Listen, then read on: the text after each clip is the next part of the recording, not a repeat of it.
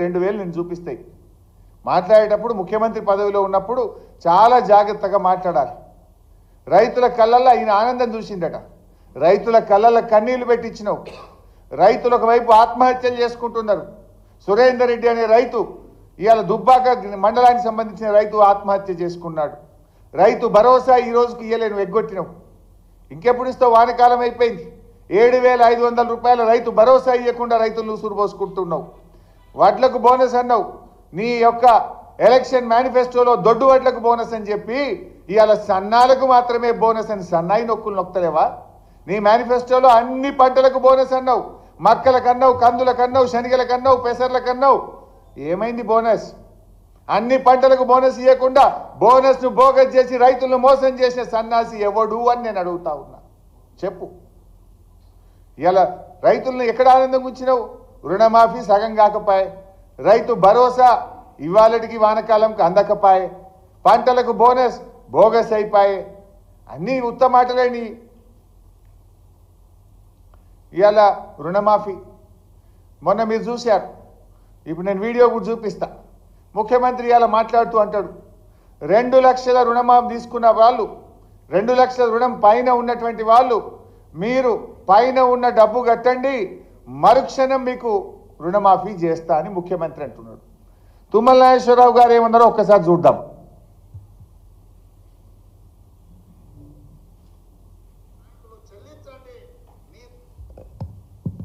2 లక్షల పైన రుణమా ఉన్నవాళ్ళు 2 లక్షల పైన ఉన్న రుణాన్ని మీరు బ్యాంకులో చెల్లించండి. మీరు చెల్లించిన మరుక్షణం ఆ 2 లక్షల రూపాయలను కూడా మీ ఖాతాలో వేసే బాధ్యత మా ప్రభుత్వం తీసుకుంటుందని చెప్పి నేను ఆ రైతాంగానికి తెలియజేస్తున్నా. 2 లక్షల పైన ఉండేవాళ్ళు మనం చెప్పేదాకా కట్టొద్దని చెప్పి, ఎప్పుడు మనం డబ్బులు రాగానే కట్టమంటే ఆ రోజు వాళ్ళకి అకౌంట్లో వేస్తాం. లేకపోతే ఇప్పుడే కట్టి నేను కట్టి 10 రోజులు అవుతుంది నాకు వేయలేదు మరి మమ్మల్ని చెప్తారు. ముఖ్యమంత్రి ఏమో 2 లక్షల పైన రుణం ఉన్న వాళ్ళు వెంటనే కట్టండి, మీరు కట్టిన మరుక్షణమే మాఫీ చేస్తా అని ముఖ్యమంత్రి చెప్తాడు. వ్యవసాయ మంత్రి ఏమంటుండు? తొందరపడి పైన ఉన్న వాళ్ళు కట్టకురి భయ్, మీరు కట్టినాక మళ్ళీ ఇంక ఇయ్యలేదని మమ్మల్ని అంటారు, ఇప్పుడే కట్టకురి, నేను చెప్పినప్పుడే కట్టుండని వ్యవసాయ మంత్రి అంటాడు. నీదేం క్యాబినెట్? మంత్రికి నీకే శుద్ధి లేదు. నీ మంత్రిదో మాట, నీదో మాట. నువ్వేమో కట్టుమంటావు, నీ మంత్రి ఏమో కట్టకమంటాడు. నువ్వు కట్టుమన్నదే నిజమైతే నేను ఒక 5 పేర్లు చెప్తా. బొమ్మగారి రజిత, గ్రామం తడకమల్ల, 3,16,000 అప్పుంటే 1,16,000 రూపాయలు కట్టేసింది, నల్గొండ జిల్లా. మరి ఎప్పుడు ఇస్తావో చెప్పు. మరుక్షణం అన్నావు కదా రేవంత్ రెడ్డి, కట్టి 15 రోజులే. అట్లనే బచ్చు రంగయ్య 2,18,000 అప్పుంటే మిత్తితో సహా 2 లక్షల పైన 38,000 ఉందంటే 38,000 కట్టిండు. SBI ADB నల్లగొండ మిర్యాలగూడ మండలం. ఈయనకి ఎప్పుడు చేస్తావో చెప్పు. అలాగే మాలోతు ప్రసాద్ 2,04,918 రూపాయలు ఉంటే మీద 5,000 రూపాయలు కట్టిండు.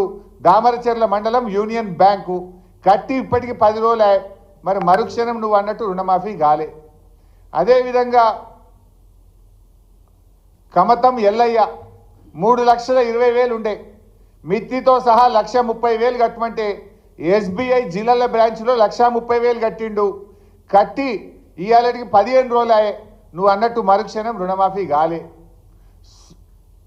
సుష్మిత బక్రి చెప్పేయాల గ్రామం 3,01,846 ఉంది. మీద ఉన్నది వడ్డీతో సహా 1,30,000 కట్టిండు. SBI ADB సిద్దిపేట 2 సెప్టెంబర్ 2024 నాడు కట్టిండు. ఇవాళకి 13 రోజులు అయింది. నువ్వు అన్నట్టు మరుక్షణం రుణమాఫీ కాలే. ఇప్పుడు తుమ్మల నాగేశ్వరరావు చెప్పింది కరెక్టా, నువ్వు చెప్పింది కరెక్టా? కట్టంగానే మరుక్షణం చేస్తానో కదా. నేను ఉదాహరణకు ఒక 5 పేర్లు చెప్పిన. నల్గొండ 3, మా సిద్దిపేట 3 చెప్పిన. ఇంకా పంపమంటే మొత్తం పంపుతా. మరి చెయ్యి. మరుక్షణమే రుణమాఫీ చేస్తానో కదా, చెయ్యి. మాట మీద ఉండే మనిషివా లేకపోతే సన్నాసివా చెప్పు. ఇప్పుడు నువ్వు ఇప్పుడు చెప్పు, ఎవరు సన్నాసో ఎవరు రాజీనామా చేయాలనో నేను అడుగుతా ఉన్నా. ఏమంటాడు? ఈ సన్నాసి ఏడ దాక్కున్నాడు అంటుండు. నేనట ఏడ దాక్కున్నానట.